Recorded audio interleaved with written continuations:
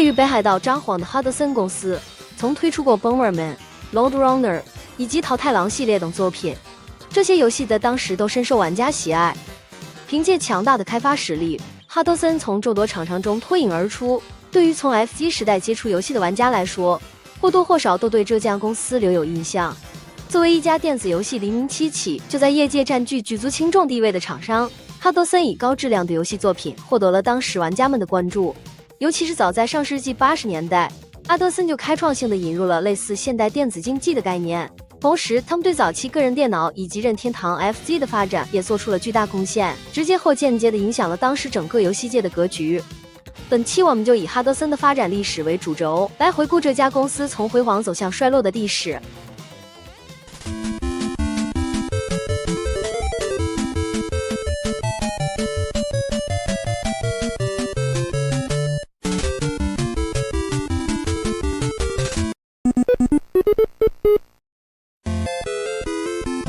哈德森是在1973年由工藤裕司和工藤浩共同创办的。哥哥工藤裕司于1947年出生在北海道。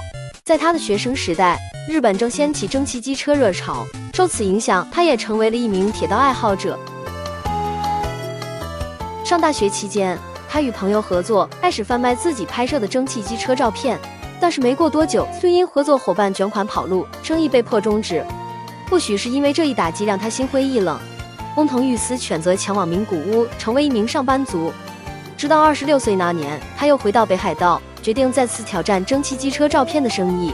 不过为了避免重蹈覆辙，他下定决心，这次只与真正值得信赖的人合作。于是，当时还在念大学的弟弟工藤浩被他拉来一起创办新公司。据说为了让弟弟能够全心投入经营，工藤裕司甚至劝他直接从大学退学。公司名哈德森取自 C62 型蒸汽机车车轴配置中的哈德森型，公司地址也特意选在邮编号码以 C62 为开头的区域。至于哈德森 logo 上的蜜蜂，则源自业余无线电的区号，北海道的区号是8，而数字8的日语发音正好与风相同，因此成为公司标志的灵感。在公司创立初期，仅靠贩卖蒸汽机车照片根本无法维持经营。恰逢当时业余无线电开始流行，于是兄弟两人又尝试销售相关器材，并开设了无线电专门店 CQ Hudson。不过销售情况依然不理想，公司一直处于艰难运营之中。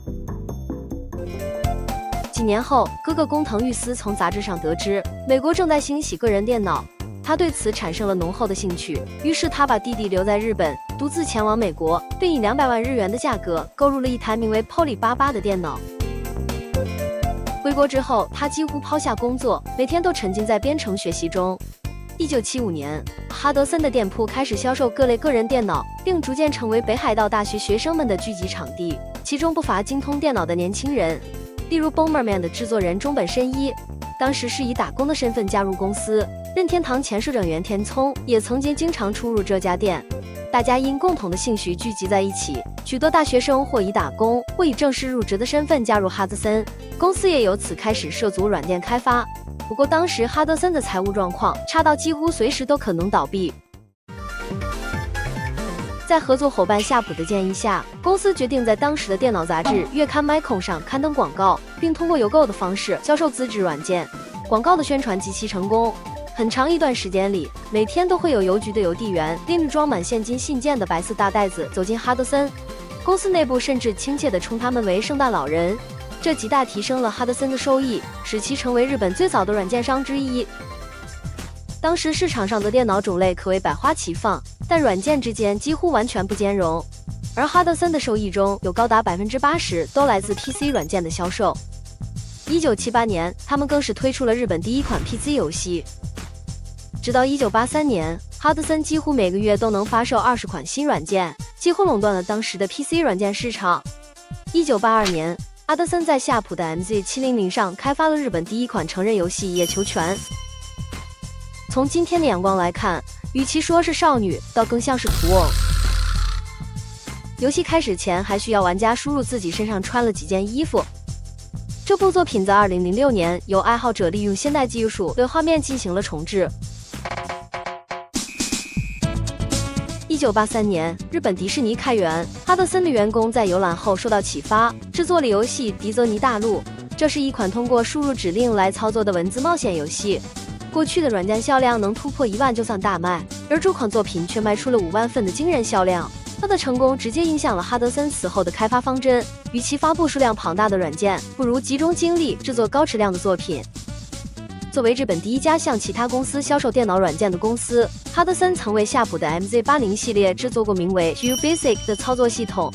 1983年，哈德森的一名高管前往夏普工厂参观，在此期间，夏普提出希望哈德森能够为自己的合作伙伴任天堂的新硬件 FC 移植 Basic， 这个由夏普牵线，哈德森开发的软件就是1984年在 FC 平台推出的 Family Basic。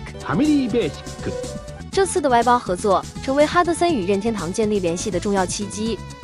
弟弟工藤浩在商店里看到孩子们全神贯注地玩着 SC， 于是下定决心进军 Family Computer 这一全新硬件平台，并开始解析 FC 的硬件，着手搭建开发环境。当时 PC 的价格从8万日元到20万日元不等，而 FC 只卖14800日元，却能展现出比 PC 更漂亮的画面。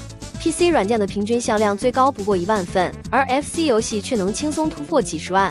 当时发售的 Popeye 和 Mario Brothers 都卖出了30万份，巨大的销量差距让哈德森心动不已。1983年年底，在各家软件上乐茂年会上，一位主营电脑相关业务的社长曾质疑哈德森的社长为什么要去开发儿童玩具。然而仅仅到了次年 Lode Runner 发售后的第2个月，那位曾提出质疑的社长便立即决定加入 FC 的开发阵营。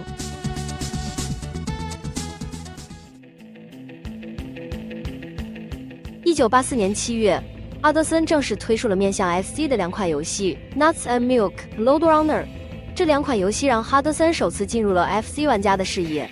其中 Lode Runner 在1984年的1月到2月进行开发，针对 FC 的受众与硬件特性进行了调整，这也是史上第一款从 PC 移植到 SC 的游戏。游戏中的敌方角色更是在之后成为 Bomberman 里的主人公。本作是美国公司 Roder Band 为 Apple II 制作的游戏，作者为 Douglas Edwin Smith。哈德森是在取得授权后对其进行的移植。同年3月，哈德森前往任天堂进行交涉。由于此前开发的 Family Basic 令任天堂十分满意，双方很快达成合作。哈德森也由此成为最早参入任天堂 FC 的第三方厂商，甚至在当时还没有第三方厂商这一说法。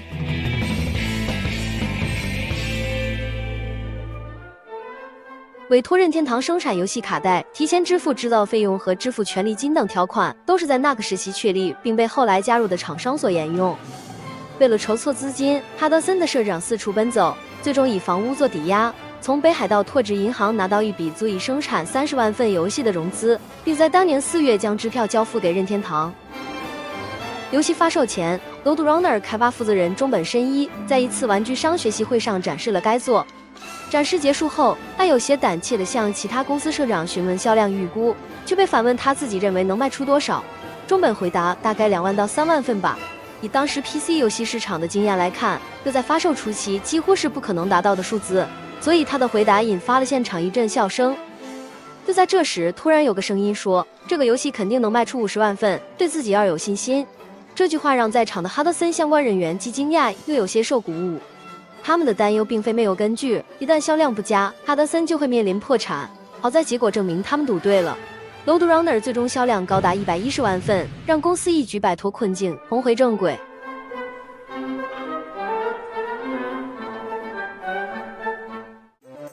在哈德森之后，南梦宫、科乐美等厂商也陆续成为 FC 的第三方软件供应商。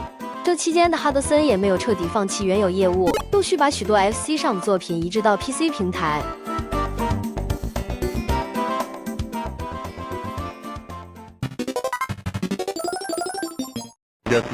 在这之后，哈德森以惊人的速度发展。1985年，他们将一家公司名为 Tenka 发行的街机游戏移植到 SC 平台。这部作品正是 Star Force， 而这家公司后来改名为 Tecmo。同年，哈德森首次举办了名为 Edison National Caravan 的游戏竞技大赛 ，Star Force 被选为参赛作品。游戏封面由少年漫画家 Shufo 绘制。4年，哈德森又将 Star Force 的续作 Star Soldier 等作品列为比赛项目。不同于今天的电子竞技，当时的比赛以单人竞分为主，但依然吸引了大量玩家参与，全盛期的参与人数高达10万人。这项活动一直延续到2006年。在这一时期，哈德森的高桥立信与毛利恭信作为最早的职业玩家登上舞台，开启了游戏业界的名人时代。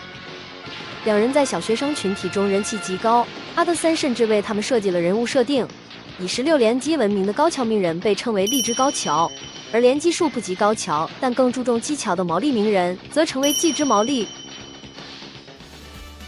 1986年，哈德森为两人拍摄了电影《Game Team》，高桥名人 vs 毛利名人激突大决战，一时风头无两。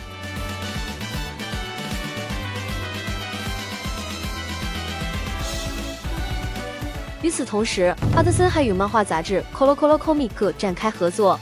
杂志中连载的 Famicom Loki 以作者编造的游戏秘籍而闻名，除了游戏标题，其他几乎全部是杜撰内容。然而几十年后，高桥名人坦白，其实自己并不擅长游戏。当时的他主要负责宣传。1985年4月，哈德森即将推出新作 Championship Road Runner， 由于难度远高于前作，公司希望能直观了解孩子们的反应，并安排高桥立信在 Colo Colo 漫画举办的线下活动中进行游戏演示。那次活动吸引了1000人到场。在1个小时左右的演示结束后，现场依旧有200-300名观众驻足不散。惊叹于他游戏操作的小玩家们纷纷要求高桥签名留念。完全没准备的高桥立信一开始还在用汉字签名，但因为所要签名的人实在太多，他中途改用罗马字签名。可没过多久就又感到疲惫，于是又把签名简化成 T Takahashi。活动结束后，参与的职员纷纷表示，如果这样的活动能够在全国展开，或许会更有趣。而这也直接促成了1985年正式开启的全国 Caravan。同年5月的活动中，高桥立信被正式冠名为高桥名人，这一称号借鉴了围棋和象棋的传统。在 Star Force 的演示里，他首次展现了16连击的绝技，每秒按键16下，从此一跃成为孩子们心目中的游戏英雄。哈德森也顺势在 FC 平台推出了以他为主角的动作游戏《高桥名人的冒险岛》。在 FC 的官方游戏中发售的最后一款游戏是《高桥名人的冒险岛4》。由于发行时已是 SFC 的全盛期，这款作品销量仅有数万套，却也因此在如今的中古市场上价格一路攀升。2011年，高桥立信从哈德森退社，但通过交涉得以继续使用高桥名人的称号进行各类活动。毛利恭信进入哈德森的契机是他拿着自己制作的同人志去向高桥立信做自我介绍，因为给人的印象是个热爱游戏的青年，于是邀请他下周前往哈德森。交谈中话题转移到游戏，于是提议用 Star Force 现场展示他的游戏实力。在游戏中获得高分的毛利恭信经过公司说服，让他以打工的身份签约进入哈德森。此后他便以毛利名人的名义参与全国 Caravan 等各类活动。然而在合约有效期间，毛利名人却擅自出席了商业对手科乐美为 FC 版 Radius 举办的游戏大会，这一行为激怒了哈德森，公司随即与他解除了合约，并将其开除。1989年，毛利恭信进入 Famicom 通信杂志，成为一名游戏编辑，并一直沿用毛利名人的称号，直到2008年才正式离开发米通。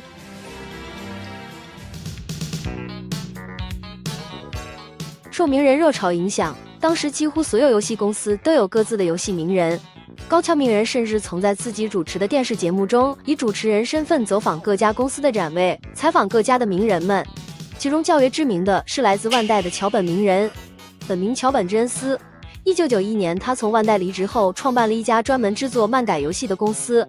1994年加入史克威尔，先后参与过《最终幻想》系列、《王国之心》系列等知名作品的开发。除了在游戏领域的发展之外，哈德森还积极向电视节目、广播、电视动画、剧场动画等多方面拓展业务。1986年，公司以高桥名人的冒险岛为原作，推出了日本首部游戏改编的电视动画《Bug the Honey》。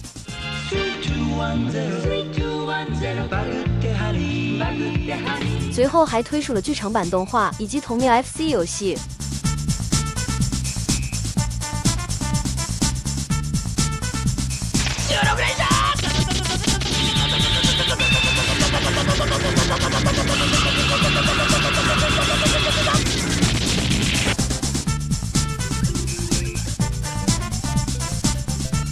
在这之后，哈德森投资并赞助了多部电视动画，同时制作并发售了这些动画的游戏版。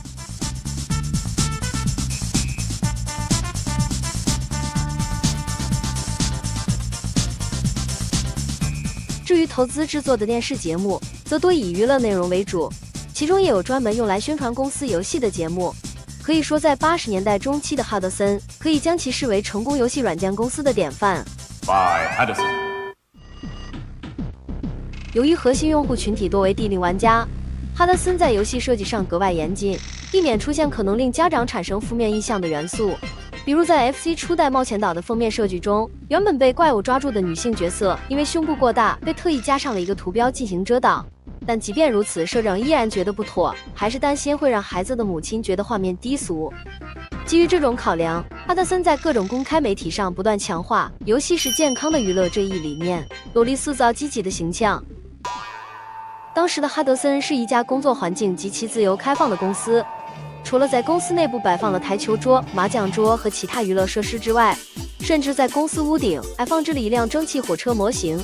作为会长的工藤裕司每年春天都会亲自乘坐，而高桥名人还曾负责这辆蒸汽火车的日常保养工作。除此之外，公司里甚至还有一个陶窑，中本伸一就在那里烧制陶器。这样的氛围在当时的日本企业中非常少见，而这无疑与工藤裕司自由随性的性格密不可分。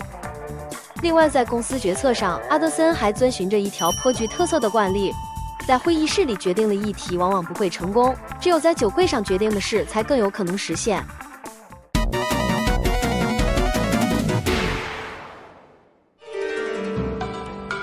虽然 FC 是当时最成功的家用主机，但其贫瘠的性能却让哈德森的开发者们逐渐感到困苦。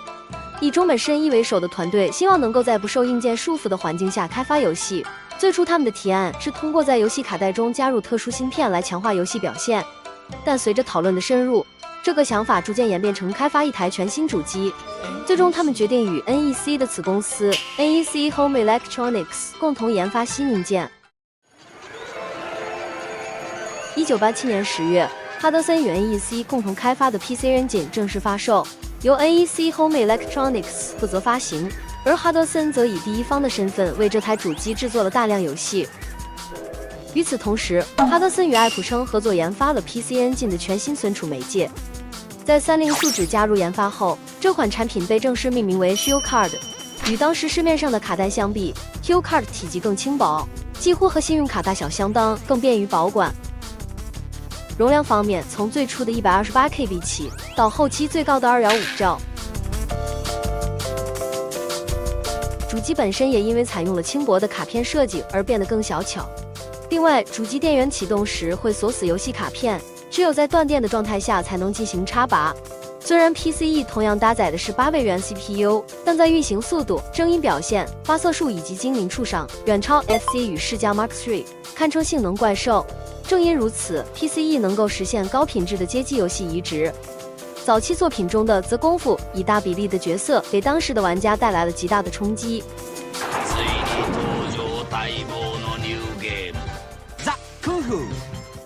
另外需要说明的是 ，PCE 发售的第1年里，所有游戏都由哈德森开发或移植。在为 SC 开发游戏的过程中，除了对硬件性能的不满，还有对主机缺乏扩展端口的遗憾。于是，在社厂的授意下 ，PCE 被设计成能够应对各类扩展外设的核心。PCE 发售1年后的1988年 ，CD 游戏外设 CD-ROM 于当年11月上市，使得 PCE 成为全球第一台以光盘作为存储媒介的家用游戏机。为推广这一外设而开发了超大作 RPG《天外魔境》，游戏充分发挥了 CD 的大容量优势，为游戏加入了动画和声优配音。还特邀坂本龙一为其创作音乐，音画表现远超同期所有 RPG 作品。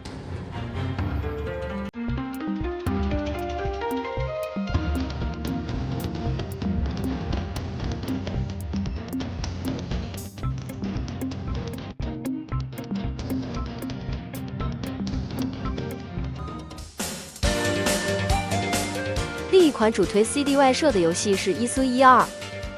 不过 CD-ROM 也存在明显的短板，除了相比卡带更长的读取时间外，最致命的问题就是高昂的售价。PCE 主机的定价为24800日元，而 CD-ROM 的价格则高达59800日元，是主机的2倍，极大地限制了它在玩家间的普及。虽说在外界看来，哈德森参与推出新主机，似乎等同于站在了任天堂的对立面，但实际情况并非如此。PCE 发售后，哈德森依然为 SC 持续提供游戏。在1987年 PCE 发售的同一年，他们就为 SC 推出了6款作品，甚至在任天堂的后续机种上也依然能够玩到他们的作品。可以说，两家公司始终保持着良好的合作关系。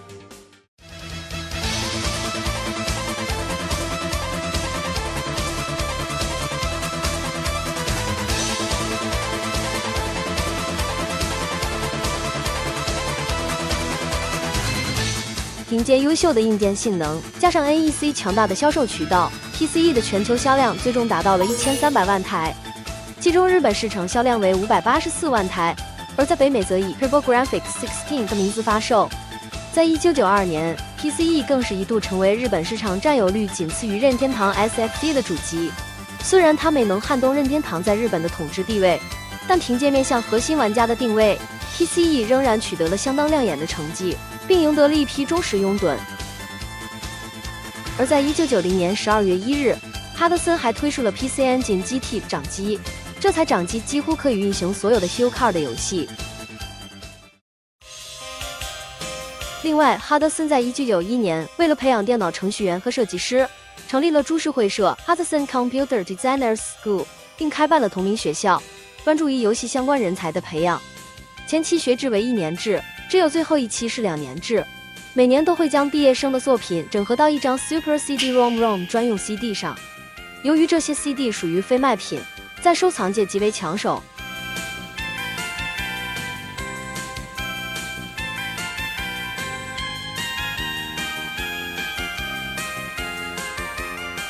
学校毕业生之一的吉田直树，在1993年进入哈德森工作，3年后离职，加入前同事成立的新公司，参与过和 Enix 共同开发的游戏。2005年，他应聘进入 Square Enix， 先后参与了《勇者斗恶龙10》、《最终幻想14》以及《最终幻想16》的开发。如今，他已是 SE 的执行董事兼经营委员会成员。同样毕业于该校的奈良井昌幸，则进入了动画行业。曾担任 Madhouse 子公司 Madbox 的代表董事，如今是动画公司 Chipton 的代表董事。1997年，公司更名为株式会社 Future B， 并开始涉足集换式卡片的企划、开发与销售。同年4月在东京开设门店，之后更是将业务拓展至日本全国。时间来到1994年 ，PCE 的后续机种 PCFX 上市。然而，随着新主机的登场，哈德森也即将面临公司成立以来最大的危机。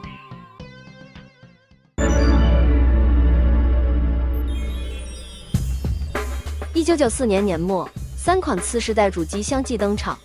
11月22日，世嘉的 SS 率先发售；12月3日，索尼的 PS 紧随其后。而在12月23日 ，PCFX 也正式上市。相比之下 ，PS 最大的卖点就是强大的 3D 多边形处理能力。SS 虽稍逊一筹，却同样可以生成多边形。反观 PCFX， 虽然名义上同属32位机，但它的核心侧重点却放在了高画质动画的播放上，并不具备任何 3D 处理能力。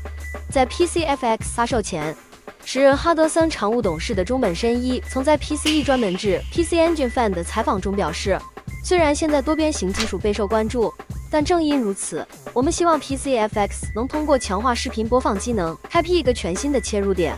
他还强调自己并不是反对 3D， 而是认为以当时的技术水平还不足以制作出令人满意的 3D 游戏。虽说在进入次世代之前 ，3D 游戏的表现普遍不尽人意，但在 PCFX 发售之后，各大厂商迅速掌握了 3D 游戏的开发技巧，一批经典作品接连问世，玩家们都沉浸在多边形带来的全新体验中。相比之下 ，PCFX 却显得格格不入，单纯依靠动画播放根本无法吸引玩家。1995年，发米通对玩家的主机持有情况进行过问卷调查，结果 PCFX 的持有率仅为 3.2%， 而 PS 高达 40.2%， 土星也有 34.5%。PCFX 的累计销量仅为29万台，远不及当年的 PCE。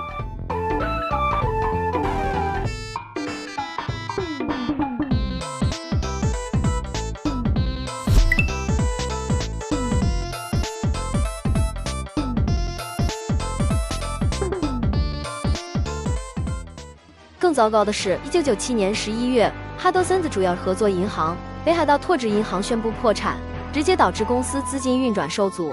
与此同时，随着公司规模的扩大，管理上的问题逐渐浮现，开发者与经营层之间的关系也不再像过去那样融洽。种种打击的叠加，让 PCFX 在1998年宣告退市，彻底沦为一台失败的主机。这一系列冲击严重削弱了哈德森，公司内大量优秀开发者相继出走，导致技术力下滑，甚至直接影响到了游戏的开发。为了重振旗鼓，哈德森在多个平台推出旗下经典 IP 的新作，其中桃太郎电铁系列和 Bomberman 系列的表現最为突出。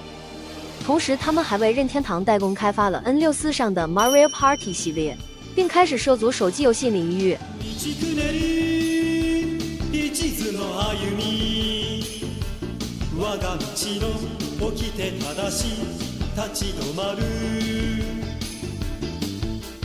2000年，他在世嘉 DC 平台上开发了家用机首款 MMORPG Runejade。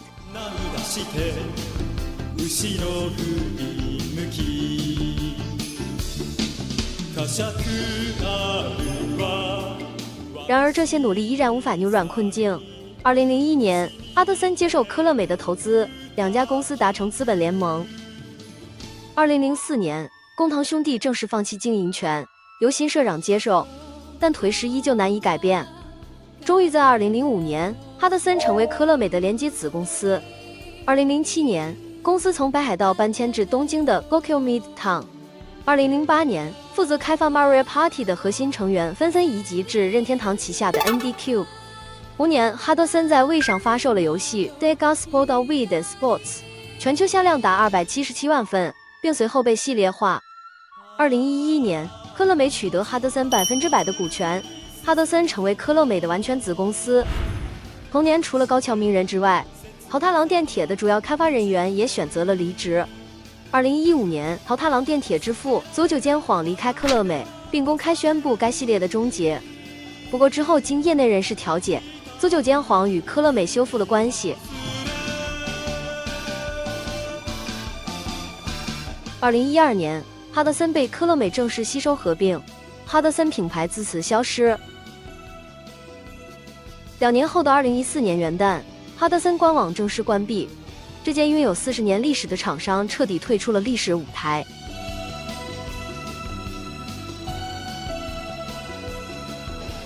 哈德森的成长与衰落，体现了游戏企业在技术升级和市场竞争中的现实困境。他们曾经的 IP 如今全部归科乐美所有，近年来仍有 Bomberman R、桃太郎电車等新作发售，在某种意义上延续了哈德森的生命。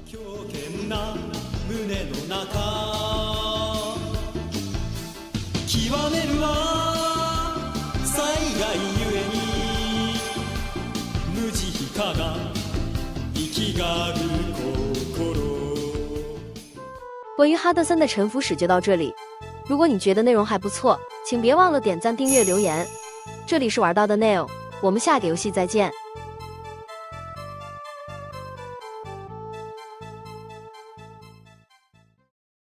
首先感谢你看到最后，这期可能不会有太高的播放量，因为很早之前就想试做一些游戏开发史以外的内容，所以这期就挑了一个厂商的历史。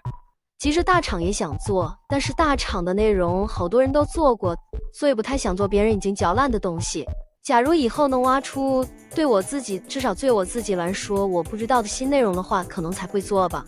之所以选哈德森呢，主要是因为前阵子又开始重拾 Blender， 想找几个简单的形象试着做一做，结果做着做着想到能不能用在视频上，连角色都是哈德森的经典老角色，所以这期相当于是为了一碟醋包了一顿饺子。而且哈德森属于现在知名度不高，但放在游戏史上算是一个非常重要的厂商。编程写稿大约花了我2个月的时间，总之这期花时间还是比较长的，而且为了尽量不跑题，还删了不少内容。这里容我吹个牛，我这期关于哈德森的视频，至少在华语地区应该是最详尽的吧。还有，之所以录这一段，主要是为了证明我不是 AI。虽然我声音是有变声，但我是真人啊。你听我现在说话像 AI 吗？其他的好像也没什么可说的了，就到这儿吧。再次感谢你看到最后，拜拜。